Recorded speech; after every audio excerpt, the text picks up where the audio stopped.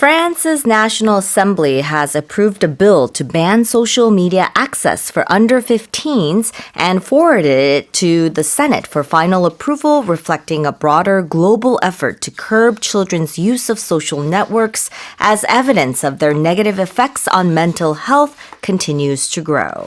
프랑스 하원이 15세 미만 청소년의 소셜미디어 사용을 금지하는 법안을 통과시킨 후 이를 상원으로 이송했습니다.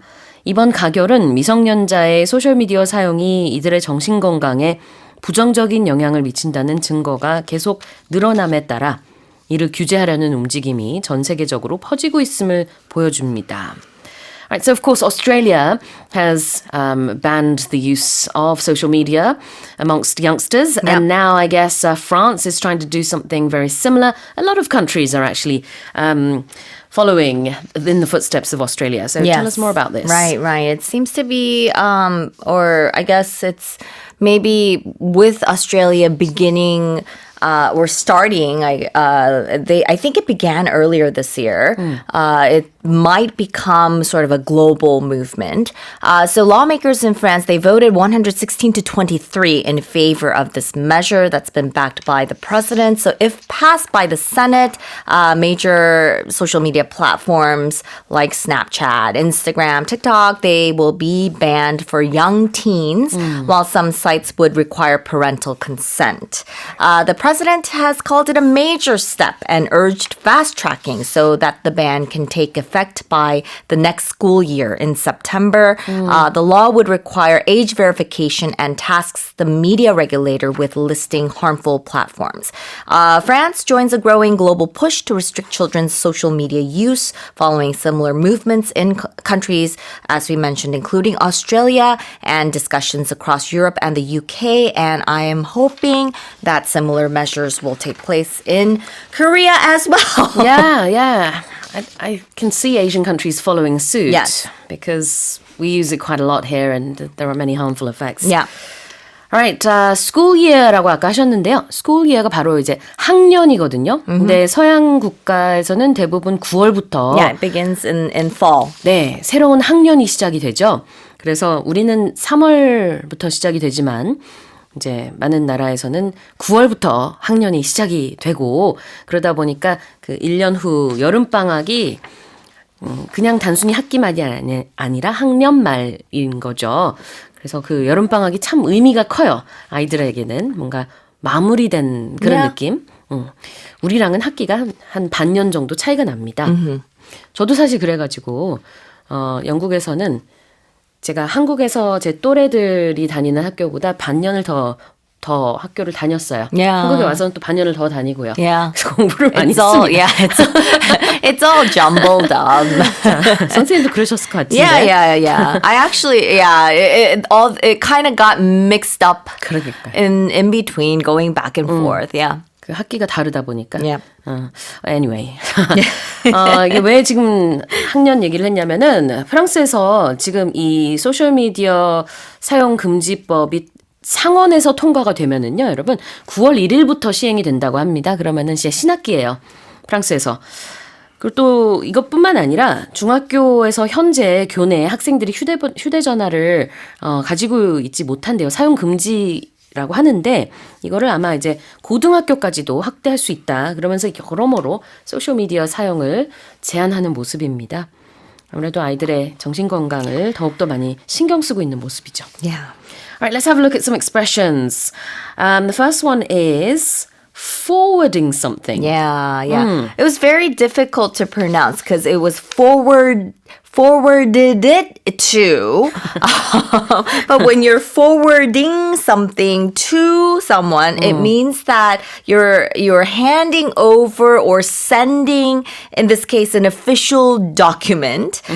But you can also use this in terms of, because everything's electronic these days, you can forward a letter or email to a further destination. You can send it to someone else.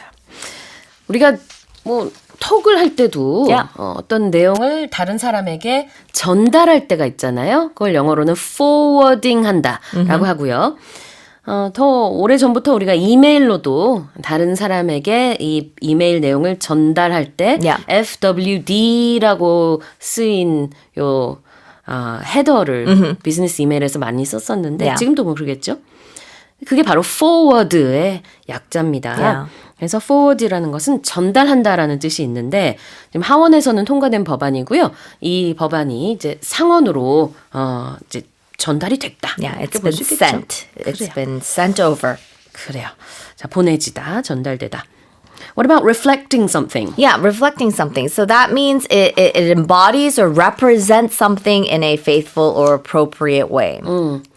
Reflecting은 반사라는 의미도 있고요. If you look in the mirror, you see your reflection. If you look in the pond, again, you see your reflection. And who's that Greek god who fell in love with his own reflection? Narcissist. Yes. Yes. That's why we have the term Yes. narcissist. 그렇죠. 그런 것처럼 이제 이런 반사되는 것을 말하기도 하지만 반영하다라는 의미도 있습니다. 비슷한 맥락이죠. Yeah. So this move in France, 현재 이런 움직임을 하고 있는 것이 무엇을 보여주느냐, 무엇을 반영하느냐, it reflects France's effort to try and curb the negative effects on mental health. 다시 읽어보겠습니다.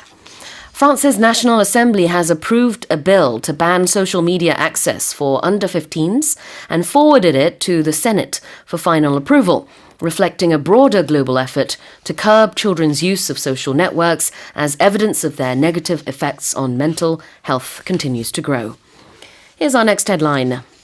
The number of people exposed to extreme heat is set to more than double by 2050 if global warming reaches 2 degrees Celsius, according to a new study showing how energy demand for air conditioning and heating is expected to shift worldwide.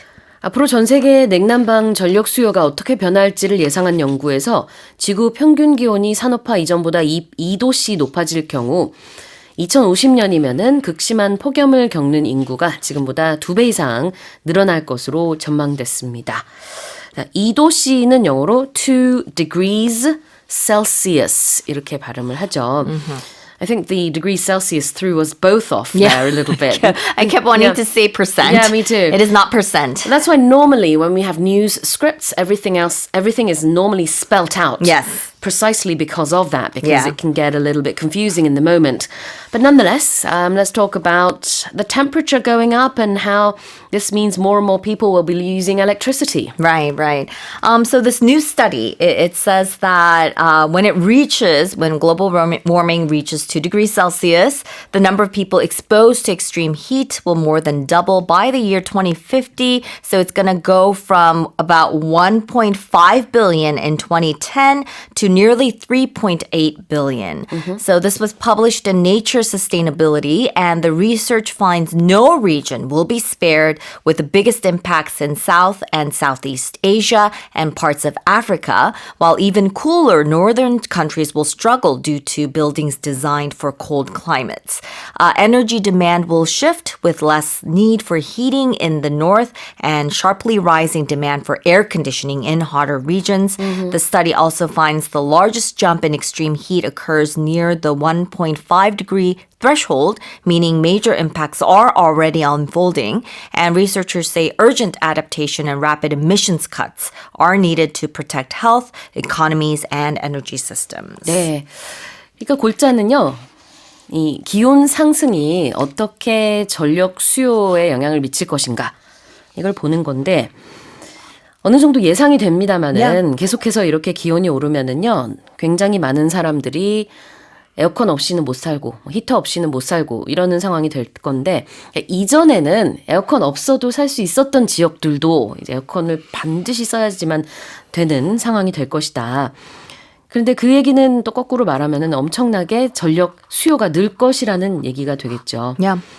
자, 지금보다 지금 현재보다 한 38억 명 정도가 앞으로는 에어컨 없이는 절대로 살 수 없는 그런 더운 여름이 이어질 수도 있다라는 연구 결과가 이렇게 나왔습니다. And I think we're already, I mean, you know, I just said it, but it's true because even for us, I think we were able to live without air conditioning maybe about 10 years ago. It wasn't as extreme as now because I have to have it on all summer these days. But about 10 years ago, I don't think I needed it every day. I mean, even now in the UK, not all households have Yeah, ACs. In yeah. fact, I would say more households don't have it than those that do. Of course, I don't know if their summers are as extreme as ours, but nonetheless, there's going to be more and more people and households around the world that need ACs, and more electricity usage is expected, which is a problem. It is a problem. Right, let's have a look at the expression to be exposed to something. Yes, to be exposed to something.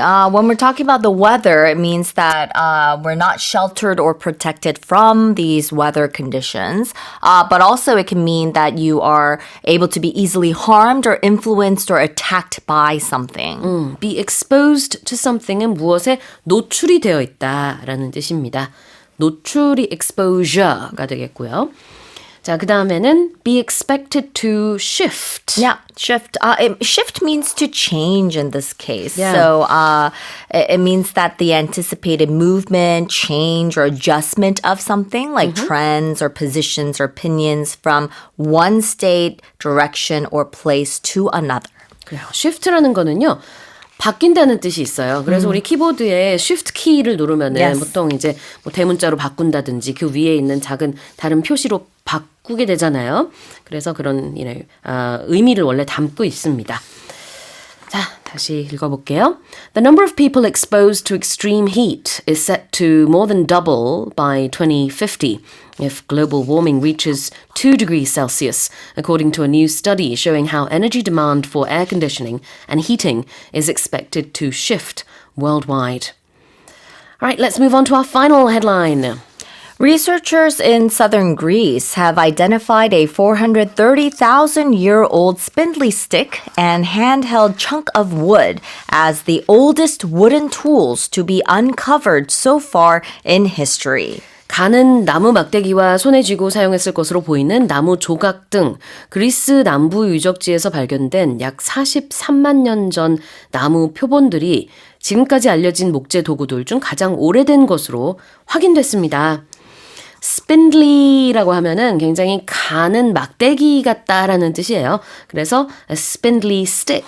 근데 그냥 단순히 막대기가 아니라 그냥 이제 전문가들이 봤을 때 이걸 도구로 사용했을 그런 모양으로 약간 뭐 개조를 했다든지 이게 도구로 Something's 사용됐겠구나. been done to it 맞아요. to make it look like it is a 맞습니다. tool. 네. Yeah. 그래서 도구인 흔적이 분명히 있다고 하고요. 또 하나는 handheld chunk of wood. handheld 그러면은 손에 잡는 거잖아요. Yeah. Our phones are handheld devices. 손에 잡을 수 있는 그런 이제 나무 토막이 있었는데 이것도 마찬가지로 도구로 사용했을 그런 증거가 충분히 있다고 합니다. Yeah, so very primitive sort of wooden tools, right? So these tools, they were found on a lake shore in Greece, and researchers say that they are the oldest of their kind ever discovered, dating back about 430,000 years. As you mentioned, this spindly stick. It's slender. It's about 80 centimeters long, and it was likely used for digging. Right. And the other one is a smaller piece of wood that may have helped shape stone tools. And these tools, wood is very difficult to preserve, and I'm very surprised that it even lasted 430,000 years because they rot. But they were likely protected by this wet, sediment-rich conditions in this region. Yep. They say that no human remains were found there, but the tools may have been used by Neanderthals or other early human relatives. And researchers say the find offers rare insight into the overlooked role of wooden technology in early human survival. 네. 자, 표현 보겠습니다. Researchers have identified this. Right, identify. It means to establish or indicate who or what what something or someone is.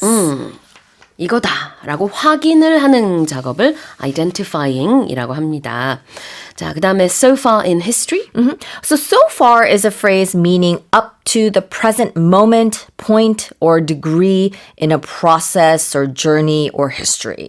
지금까지 역사상. 자, 다시 읽어보겠습니다. Researchers in southern Greece have identified a 430,000-year-old spindly stick and handheld chunk of wood as the oldest wooden tools to be uncovered so far in history.